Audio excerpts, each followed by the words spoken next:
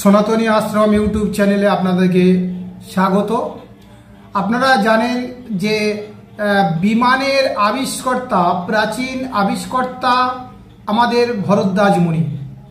তিনি আজ থেকে 3000 বছর আগে তার বিমানিক শাস্ত্র গ্রন্থে বিমানের বিভিন্ন সিস্টেম তিনি দেখিয়ে দিয়ে গিয়েছিলেন।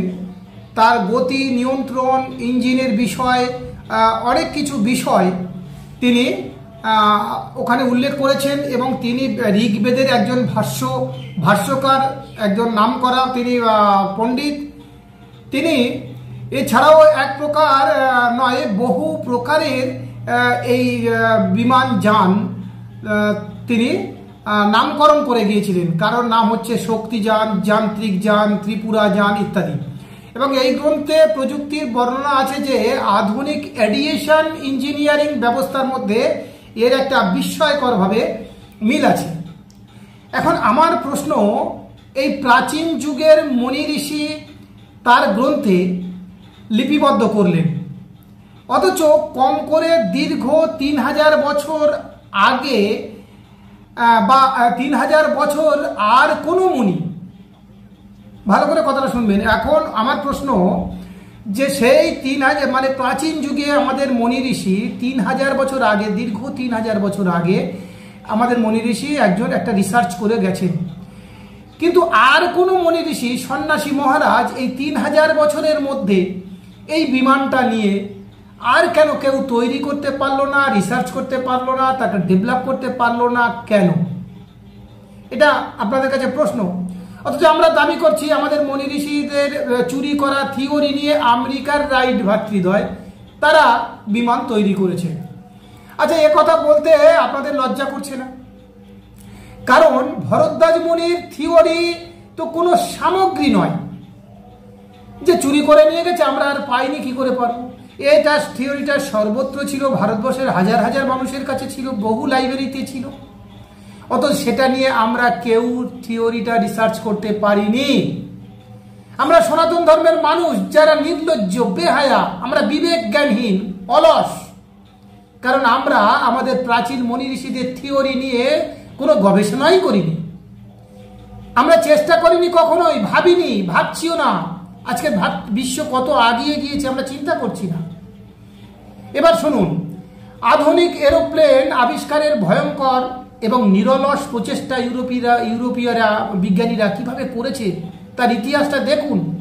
আর এই পিরিয়ডে, এই 1700 খ্রিস্টাব্দে, 1800 খ্রিস্টাব্দে, 1900 খ্রিস্টাব্দের মধ্যে যে পিরিয়ডে আমাদের ভারতবর্ষের কোন বিজ্ঞানী, কোন সনাতনী সেই এক্সপেরিমেন্টটা করেছে আপনারা আমাকে বলবেন, কমেন্টে বলবেন এবং ভিডিওটি বহুতভাবে শেয়ার করুন।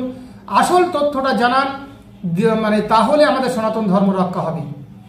আর এরোপ্লেনের মানে 15 শতকে গোড়ার দিকে ইউরোপের বিভিন্ন বিজ্ঞানীরা পাখিকে লক্ষ্য করেছে এবং পাখিদের তাদের গতিবিধি, তাদের ওঠা নামা, তাদের ডানার অবস্থান কি, হাওয়াটাকে পিছন দিকে দিয়ে কিভাবে সামনে এগিয়ে যাচ্ছে, সেই সব বিষয়গুলো তারা গবেষণা করেছে। এরপর লিওনার্দো ভিঞ্চি, আপনারা সবাই নাম শুনেছেন, ইনি কয়েকটি থিওরি, 3টে থিওরি রচনা করে গিয়েছেন এবং ছবির আকারে দেখিয়ে দিয়ে গিয়েছেন।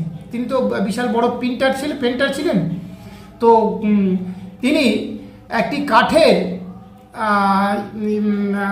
যান তৈরি করেছিলেন, বুঝতে পারছেন কথাটা, যা পাখা ও প্যাডেল যুক্ত করেছিলেন এবং ফ্লাইং স্ক্রু তৈরি করেছিলেন, স্ক্রু, যার আধুনিক হেলিকপ্টারের সাথে যার তুলনা করা যায়, এবং একটি প্যারাসুট নিয়ে উড়ে যাওয়ার ছবিও তিনি এঁকে গিয়েছিলেন।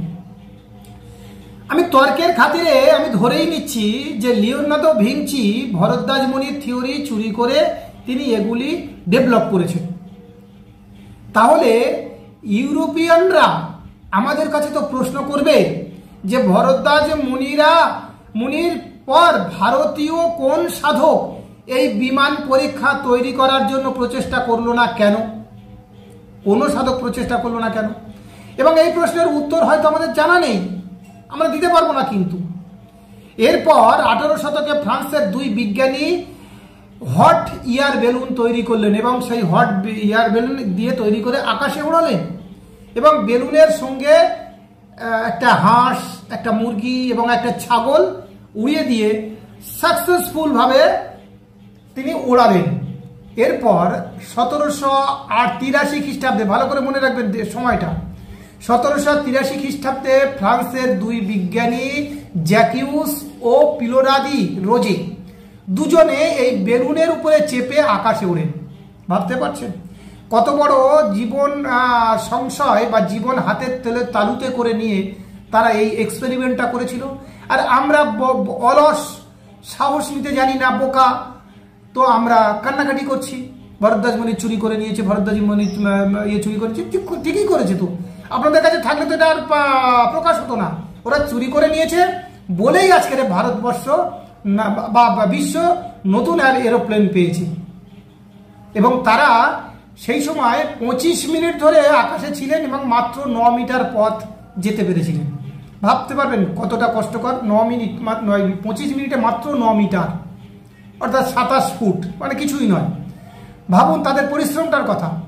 এরপর 1848 সালে জার্মান বিজ্ঞানী অটো লেলিথা বহু প্রচেষ্টা ও সাহসিকতার ফলে একটি যন্ত্র গ্র্যান্ডিয়েটর দ্বারা প্রথম আকাশে উড়েছিলেন এবং 1896 সাল পর্যন্ত তিনি 2000 বার আকাশে উড়েছিলেন। ভাবুন, মানে 1848 সালে তখন মানে ইলেকট্রিক ছিল না, তখন কত কি ছিল না আমাদের আজকের থেকে ভাবতে পারছেন। আর সেই সময় তিনি কত সাহসিকতার দ্বারা 2000 বার আকাশে উড়েছিলেন। বারবার বলছি 2000 বার। এবং তিনি 1896 সালে এইভাবে উঠতে গিয়ে মাত্র 45 ফুট দূরে থেকে তিনি পড়ে গিয়ে তিনি মৃত্যুবরণ করলেন। ভাবুন যে এই যে মানুষ সমাজকে দেওয়ার জন্য জীবন বাজি রেখে তারা লড়াই করেছে, তারা চেষ্টা করেছে, তারা এক্সপেরিমেন্ট করেছে, আর আমরা বলে বেড়াচ্ছি আমাদের ভরদ্বাজ মণি চুরি করে নিয়েছে। এরপর ব্রাজিলের বিজ্ঞানী অ্যালবার্তো তার দীর্ঘ প্রচেষ্টার দ্বারা 12 মাইল পথ যাত্রা করেন, তা সবাইকে চমকে দিয়েছিলেন তিনি নতুন আকাশযান তৈরি করে। আমরা বারে বারে আপনাদের কাছে প্রশ্ন থাকবে আমার সনাতনীরা এই 3000 বছর, মাফ করবেন, 3000 বছর ধরে কি করছিল? কেন তারা হেলিকপ্টার তৈরি করতে পারেনি? কেন তারা উড়োজাহাজ তৈরি করতে পারেনি? ভরদ্বাজ মণির এত ভালো একটা থিওরি থাকার পরেও প্রশ্ন করুন, উত্তর পাবেন। কান্নাকাটি করলে কেউ ঠেকাবে না। এরপর আমেরিকার রাইট ভ্রাতৃদ্বয় 1903 সালে প্রথম সাকসেসফুল বিমান তৈরি করেন। তাহলে তিনি এই এতগুলো বিজ্ঞানীর কাছ থেকে অভিজ্ঞতা কালেক্ট করে করে করে করে তারপরে তারা যেটা তৈরি করেছে, প্রথমে এই বিমানটি 6 সেকেন্ড উড়েছিল আকাশে, দ্বিতীয় প্রচেষ্টায় 59 সেকেন্ড টিকেছিল, তারপরে তৃতীয়বারের প্রচেষ্টা সুন্দরভাবে চলেছে এবং 35 কিলোমিটার পার ঘন্টাতে এই বিমান উড়েছিল।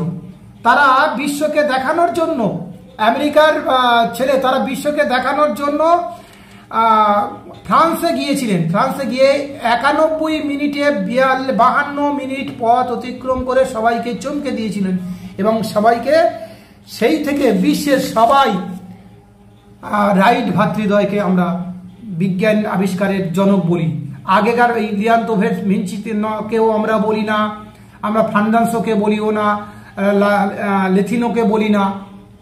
এরপর 1919 সালে আমেরিকার বিজ্ঞানী জন অ্যাকলন এরোপ্লেনে বসে আটলান্টিক মহাসাগর পাড়ি দিয়েছিলেন। এটাই হচ্ছে সবচেয়ে সাহসিকতার কাজ। একটা মানে যখন মাটির থেকে যাওয়া একটা আলাদা চিন্তা ভাবনা, একটা আলাদা থাকে, ভয় থাকে, আর যখন মহাসমুদ্রের উপর থেকে যাওয়া হয় তখন একটা আলাদা রিস্ক থেকে যায়। তবুও সেই রিস্ক নিয়ে তিনি আটলান্টিক মহাসাগর পার হলেন।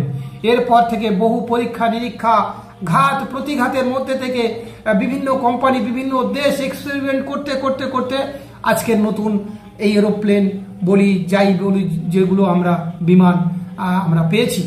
হ্যাঁ, তো তো সারাক্ষণ অভিযোগ কান্নাকাটি করে বিমানের আবিষ্কার হয়নি, বিমানের আবিষ্কার করা যাবে না। আমরা যদি অভিযোগ করি তাহলে কিচ্ছু হবে না। অভিযোগ করে করে সনাতন ধর্মকে রক্ষা করা যাবে না, ভারতবর্ষকে উন্নত করা যাবে না। ভারতবর্ষকে উন্নত করতে গেলে বিশ্বকে লক্ষ্য রাখতে হবে। কারা কিভাবে এক্সপেরিমেন্ট করছে এবং সেটাকে সূত্র ধরে আমরা কিভাবে চুরি করে এনে সেই এক্সপেরিমেন্ট আমরা আবার নতুন করে নতুন ভাবনায় ভাবিত করতে পারবো, নতুন ব্যবহার্য সামগ্রী তৈরি করতে পারবো, মানুষের প্রয়োজনীয় সামগ্রী তৈরি করতে পারবো।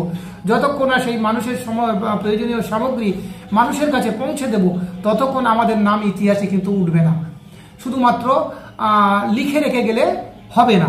আগামী দিনে আমাদের তার পূর্বসূরি হিসেবে আমাদেরও দায়িত্ব সেই ভরদ্বাজ মুনির ভাবনাটাকে বিশ্বের কাছে পৌঁছে দেওয়াও আমাদের দায়িত্ব। সেটা আমরা করছি না। এই বিশ্ব তোমার জন্য কিন্তু বসে থাকবে না কেউ।